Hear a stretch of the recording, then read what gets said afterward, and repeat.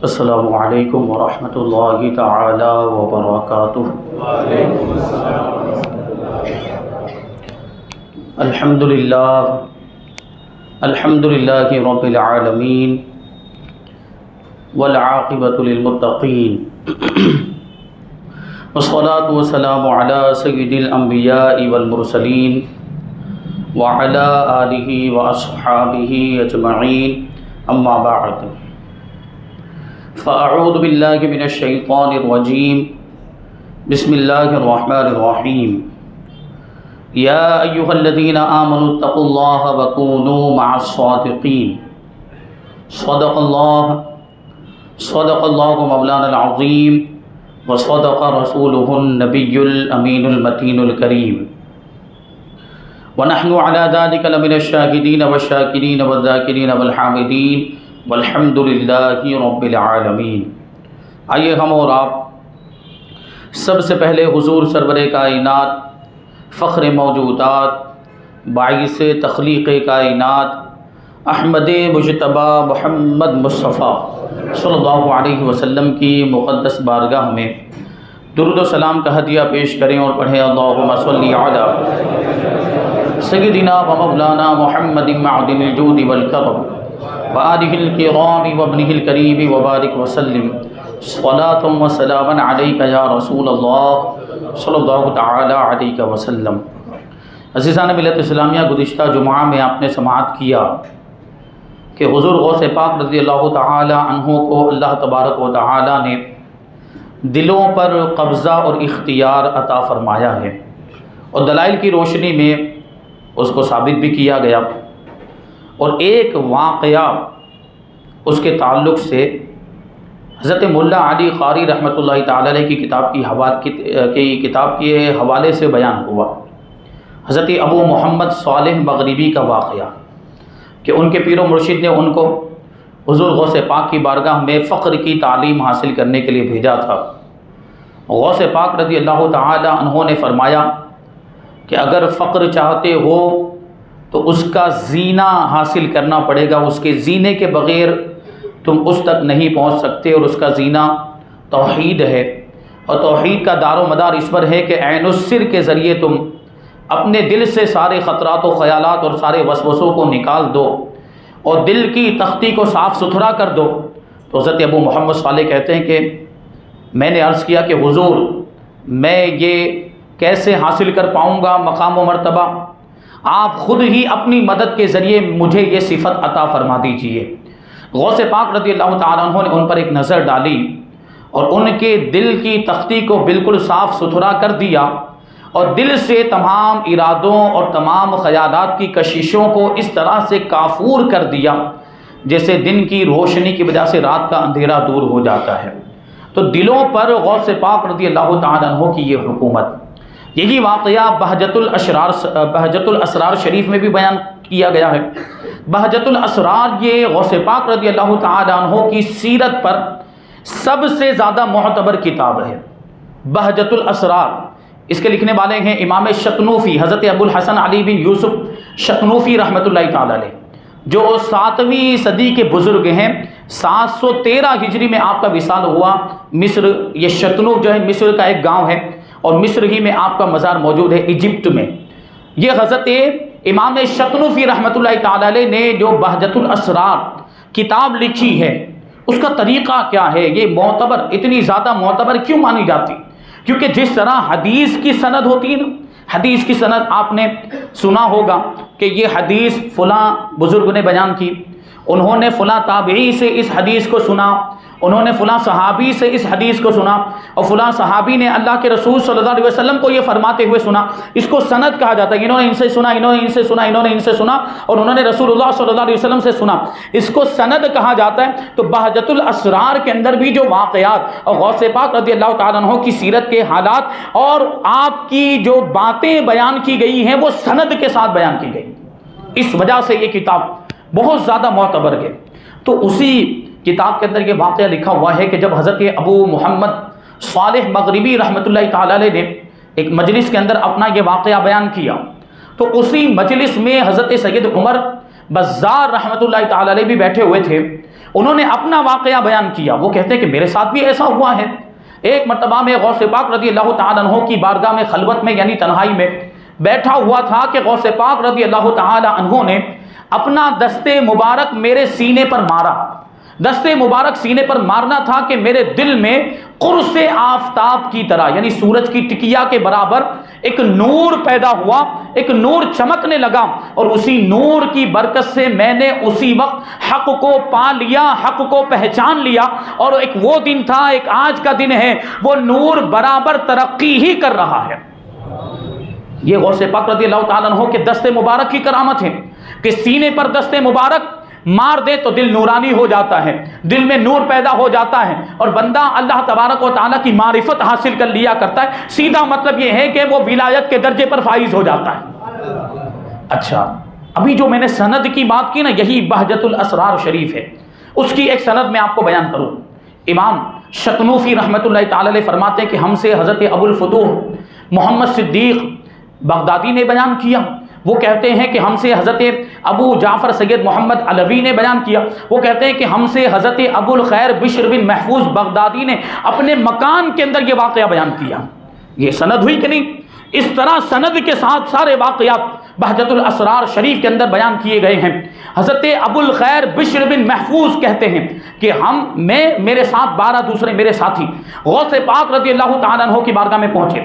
یعنی ایک تو خود حضرت ابو الخیر بشر بن محفوظ ہیں اور ان کے ساتھ ان کے 12 ساتھی ہیں. ٹوٹل کتنے ہو گئے؟ 13 لوگ ہو گئے کہ نہیں؟ کہتے ہیں کہ ہم 13 لوگ حضور غوث پاک رضی اللہ تعالیٰ عنہ کی بارگاہ میں پہنچے, جا کر بیٹھے.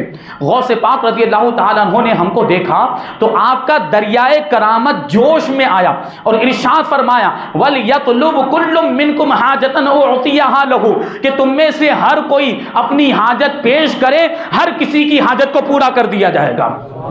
بھائی یہ کون کہہ سکتا ہے؟ جس کے پاس طاقت ہو, اختیار ہو, وہی تو کہہ سکتا ہے. حاجت پورا کرنے کا جس کو اختیار دیا گیا, حاجت پوری کرنے کی جس کو طاقت دی گئی ہو, وہی تو یہ کہہ سکتا ہے. غوث پاک نے کیا کہا کہ تم جو چاہے حاجت مانگو, جو چاہے مراد پیش کرو, سب مرادوں کو پورا کر دیا جائے گا, سب حاجتوں کو پورا کر دیا جائے گا.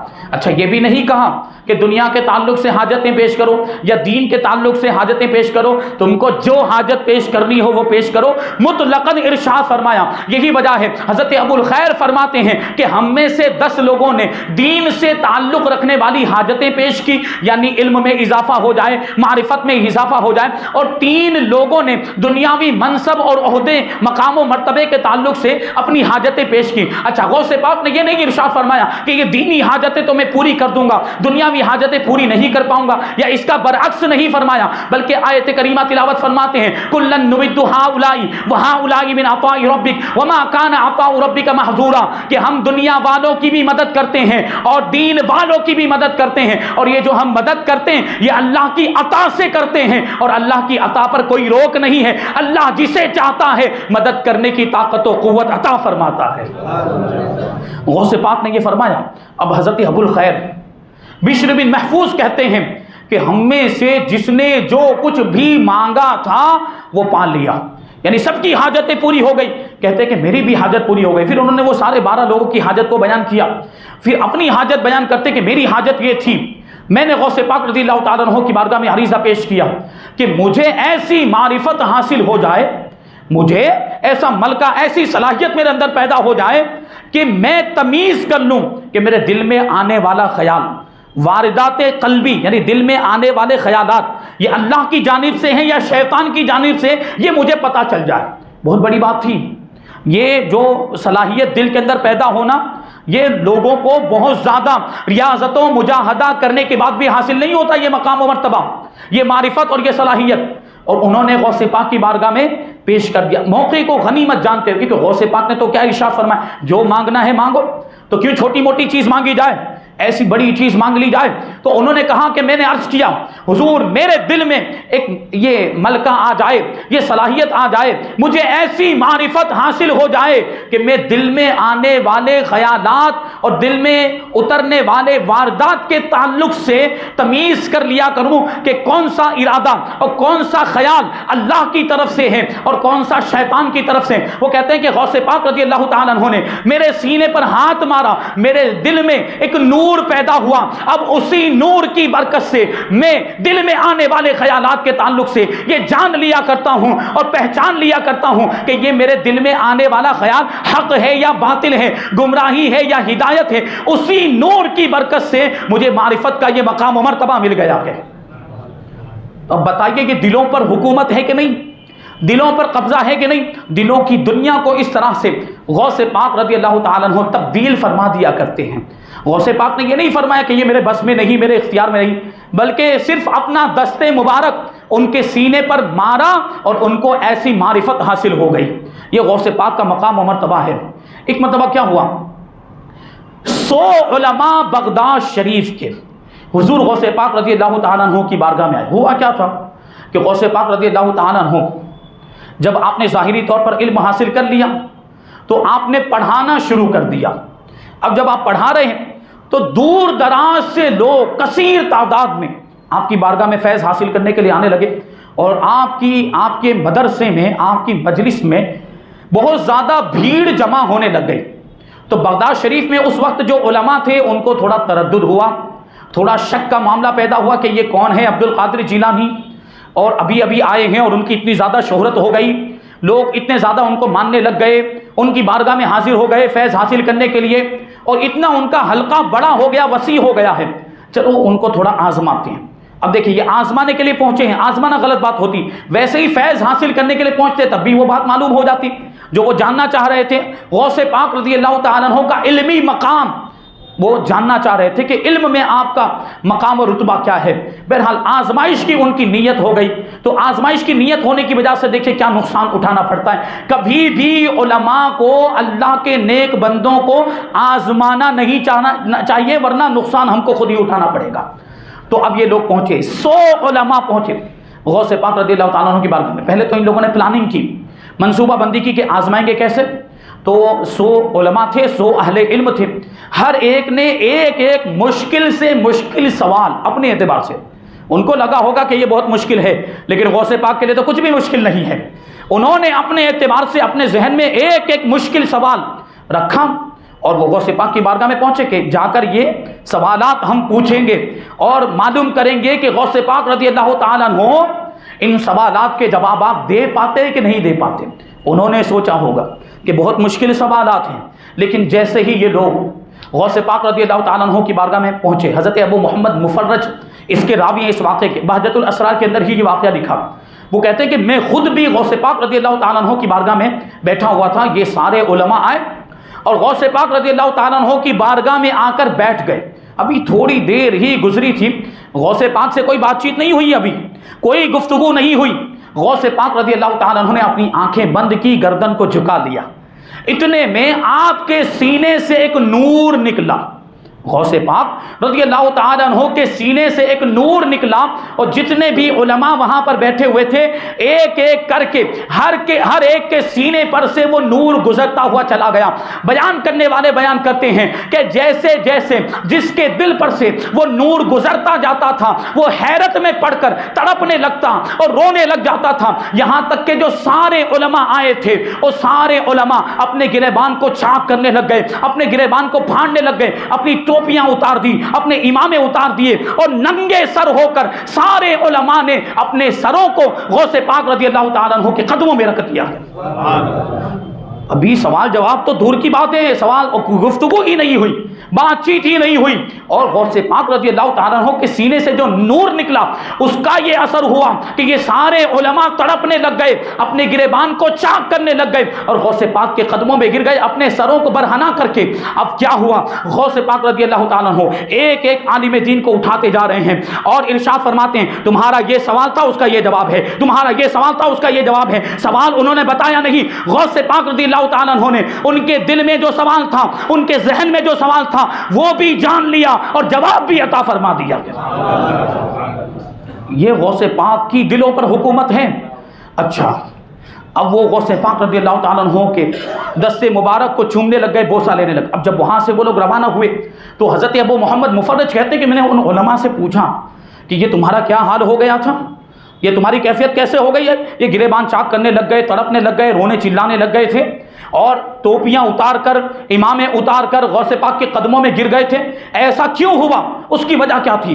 تو وہ علماء بیک زبان ہو کر فرماتے ہیں کہ ہم غوث پاک رضی اللہ تعالیٰ عنہ کو آزمانے کے لیے آئے تھے، لیکن جب غوث پاک کی بارگاہ میں بیٹھے تو ایسا محسوس ہوا کہ آج تک پوری زندگی جو کچھ بھی علم ہم نے پڑھا تھا وہ سب ہمارے دلوں سے مٹ گیا ہے، اور ایسا لگ رہا تھا کہ گویا کہ ہم نے کچھ بھی پڑھا ہی نہیں ہے۔ اور غوث پاک رضی اللہ تعالیٰ عنہ نے جب ہم میں سے ہر ایک کو سینے سے لگایا اور ہمارے سوالوں کے جوابات عطا فرمائے تو جو ہمارا علم چلا گیا تھا وہ علم ہمیں واپس مل گیا، بلکہ اس سے زیادہ علم عطا ہو گیا، جو پہلے تھا اس سے زیادہ علم عطا ہو گیا۔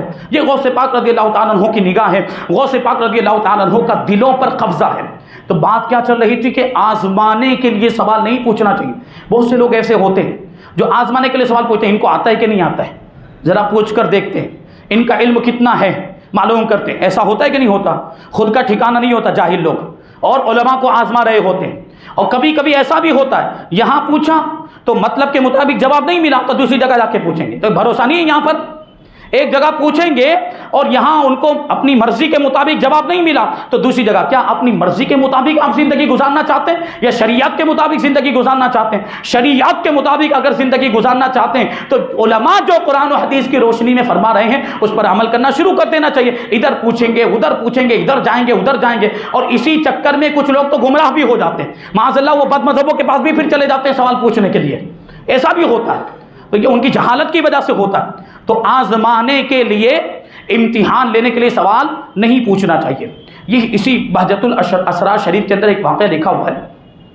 غوث پاک رضی اللہ تعالیٰ عنہ جب جامعہ نظامیہ میں پڑھتے تھے، تعلیم حاصل کرتے تھے، ابھی آپ سوچیں مادرزاد ولی ہیں، ماں کے پیٹ سے اللہ کے ولی بن کے پیدا ہوئے ہیں، اور ولی بغیر علم کے ولی بن ہی نہیں سکتا، مطلب علم پہلے سے ہی تھا آپ کے پاس، لیکن پھر بھی مدرسے میں جا کر تعلیم حاصل کی تاکہ آئندہ آنے والے لوگوں کے لیے یہ سبق ہو جائے، یہ عبرت ہو جائے کہ اللہ کے اتنے بڑے ولی بھی مدرسے میں جا کر باقاعدہ تعلیم حاصل کر رہے ہیں، تو عالم بننا کتنا ضروری ہے، دین کا علم حاصل کرنا کتنا ضروری ہے وہ ان کو پتہ چل جائے۔ غوث پاک رضی اللہ تعالیٰ عنہ نے بغداد شریف کا سفر کیا تھا، علم حاصل کرنے کے لیے تو کیا تھا، جیلان سے اپنی والدہ کو چھوڑ کر آئے تھے، واقعات سنا چکا ہوں۔ تو جامعہ نظامیہ میں پڑھتے تھے، آپ کے دو ساتھی تھے، ایک کا نام تھا ابن سقا اور دوسرے کا نام تھا شیخ عبداللہ تمیمی۔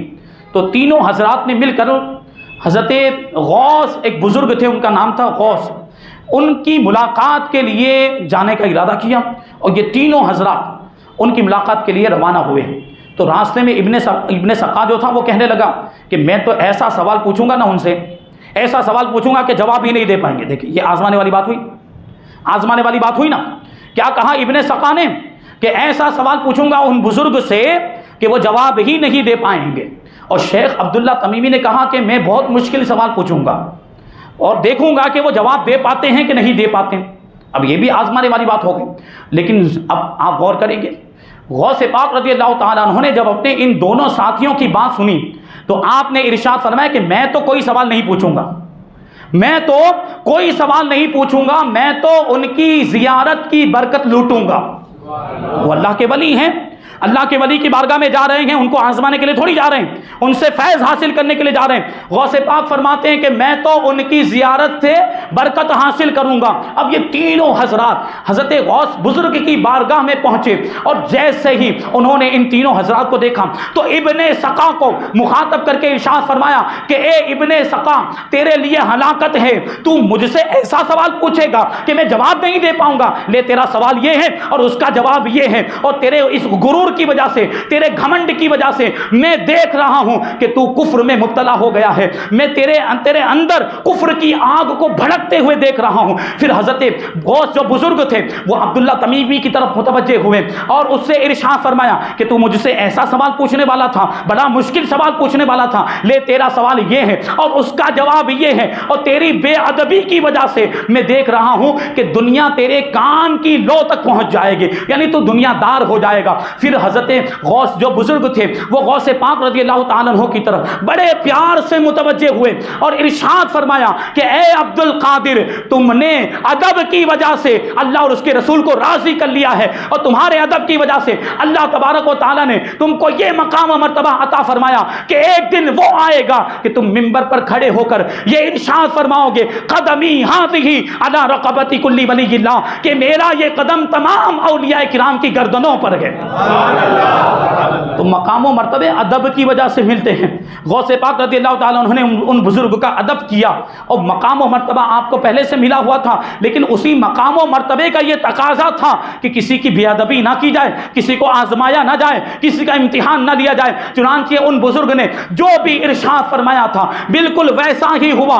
ابن سقا اس کا معاملہ یہ ہوا کہ وہ غرور اور تکبر میں اتنا بڑھا کہ وہ کفر تک پہنچ گیا اور آخر کار بے ایمانی کی حالت میں دنیا سے گیا۔ اور عبداللہ تمیمی کا حال یہ ہوا کہ وہ دنیا دار بن گیا اور دنیا ہی میں مبتلا ہو کر رہ گیا، دنیا ہی میں مستغرق ہو گیا، علم کو بھی چھوڑ دیا، علم کی مصروفیت اور علم کی مشغولیت کو چھوڑ کر دنیا کمانے میں مصروف ہو گیا۔ اور غوث پاک رضی اللہ تعالیٰ عنہ کی شان کہ ایک وقت وہ آیا کہ بغداد شریف میں جامع مسجد میں منبر پر کھڑے ہو کر غوث پاک نے وہی جملہ ارشاد فرمایا قدمی ہاتھی علی رقبتی کلی ولی اللہ، کہ میرا یہ قدم تمام اولیاء کرام کی گردنوں پر ہے۔ حضور مفتی اعظم ہند اسی کو تو یوں فرماتے ہیں قدم گردنے اولیاء پر ہے تیرا، قدم گردنے اولیاء پر ہے تیرا، تو ہے رب کا ایسا ولی غوث اعظم، تو ہے رب کا ایسا ولی غوث اعظم۔ سارے اولیاء کرام نے گردنیں جھکا دی تھی، سب نے عرض کیا تھا کہ میری گردن پر بھی، میرے سینے پر بھی،